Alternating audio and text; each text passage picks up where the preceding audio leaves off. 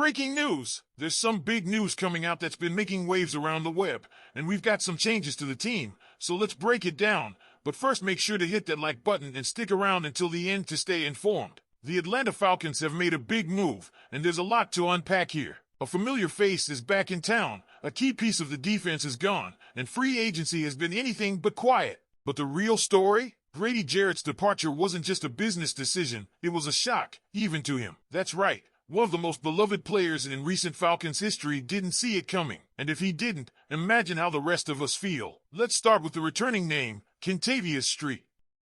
The defensive tackle is back for another go-round with the Dirty Birds.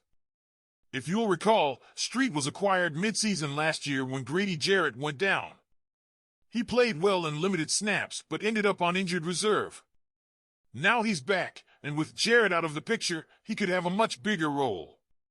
Contract details have not been released yet, but it's expected to be a one-year deal at or near veterans level. It's not a huge investment, but it's a move that makes sense given the current state of the defensive line. Speaking of the D-line, this group is going through a transition. You've got young guys like Rooker Hororo, Zach Harrison, and Brandon Dorlus looking to establish themselves, while veterans like David Onyemata and now Street are there to provide experience. The Falcons' defense as a whole is still a work in progress, and even with these moves, it feels like there's more to be done. The draft will be a key moment to address some of these holes, but don't be surprised if Atlanta makes another move or two in free agency. Now, let's zoom out a bit and look at the defense as a whole. The inside linebacker battle is heating up between Divine Deablo and Troy Anderson. Arnold Ebiketie, a former second-round pick, is heading into the final year of his rookie deal, but he hasn't quite had the breakout season everyone hoped for. And in the secondary, there are still some questions. Is Clark Phillips the nickel? Will D. Alford return? What about Justin Simmons? Right now, DeMarco Hellams is penciled in at safety, but there's a feeling that Atlanta might add another corner or two before the season starts. So how good is this Falcons defense as it stands? Let's be honest, last season, they were below average. A generous grade might be a C, but even that feels optimistic. There's talent here, no doubt. A.J. Terrell, Jesse Bates III, Leonard Floyd, there are pieces to build around. But as a unit, they need to step up if this team is going to make real noise in 2024. Now, back to the story that's been making waves, Grady Jarrett's departure. Falcons fans, this one hurts. Jarrett wasn't just a great player, he was a leader, a fan favorite, and someone who truly embodied what it meant to play for Atlanta. His farewell message to the city was heartfelt, but one line stood out: he didn't see this coming. That's right, Grady Jarrett, a cornerstone of this defense for nearly a decade, was caught off guard by the team's decision to release him. Think about that for a second. The Falcons could have tried to trade him. They could have given him a heads up. Instead, they cut him outright. It's a move that saved cap space, sure, but it also sent a message: this team is moving on, and they're doing it fast. Was it the right call? That's up for debate. Jarrett was coming off an ACL injury, and at 31, he's not the same player he once was. But even so, the way this unfolded leaves a sour taste. So now, Grady is headed to Chicago to join the Bears. He made it clear that he's excited for his next chapter, but you could hear the emotion in his voice when he talked about his time in Atlanta.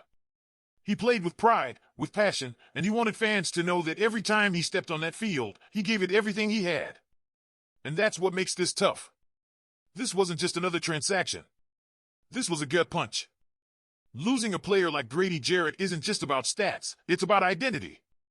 And for a franchise trying to build a winning culture, losing one of its true leaders is a risky move. So now I turn it over to you, Falcons fans. How do you feel about this? Was releasing Jarrett the right call? Should the team have handled it differently? And what do you think about the moves they've made so far in free agency? Drop your thoughts in the comments. And let's not forget, Grady Jarrett wasn't just any player. He was the heartbeat of this defense, the guy who set the tone in the locker room and on the field.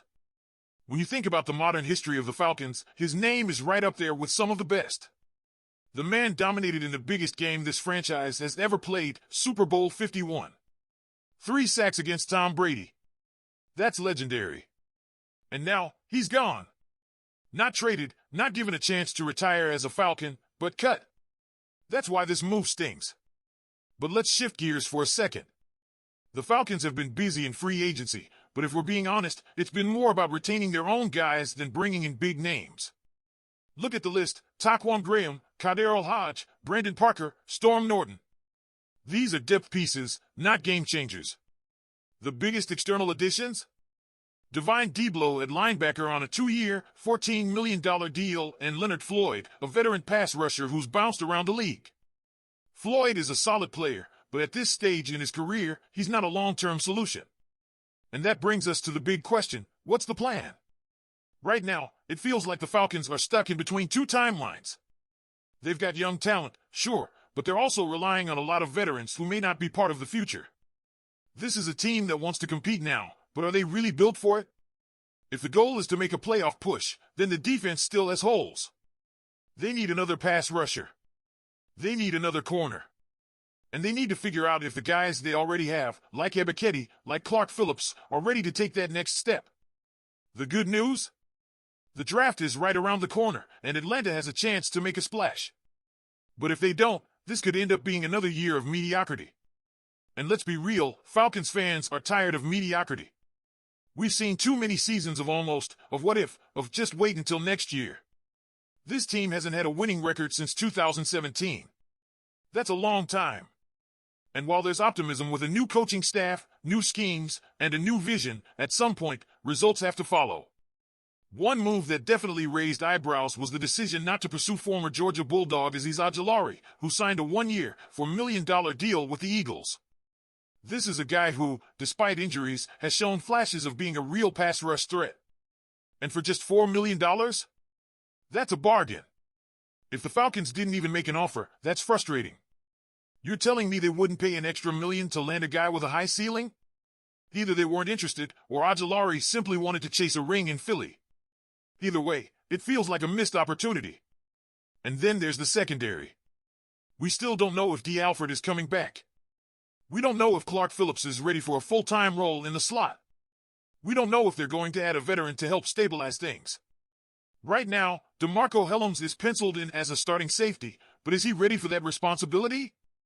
These are real concerns, and they need to be addressed if this defense is going to take a step forward. So where does that leave the Falcons? Right now, they're in a weird spot. There's talent here, there's no doubt about that. Jesse Bates III was a huge addition last year. A.J. Terrell is still one of the better young corners in the league. There are pieces. But is it enough? That's the question. And this is where you come in, Falcons fans. What do you think about how this offseason is shaping up? Are you happy with the moves? Do you think letting go of Grady Jarrett was the right decision? And what do you think still needs to be done before the season starts? Drop your thoughts in the comments. Be sure to click the like button and subscribe to the channel to stay informed. Go Falcons!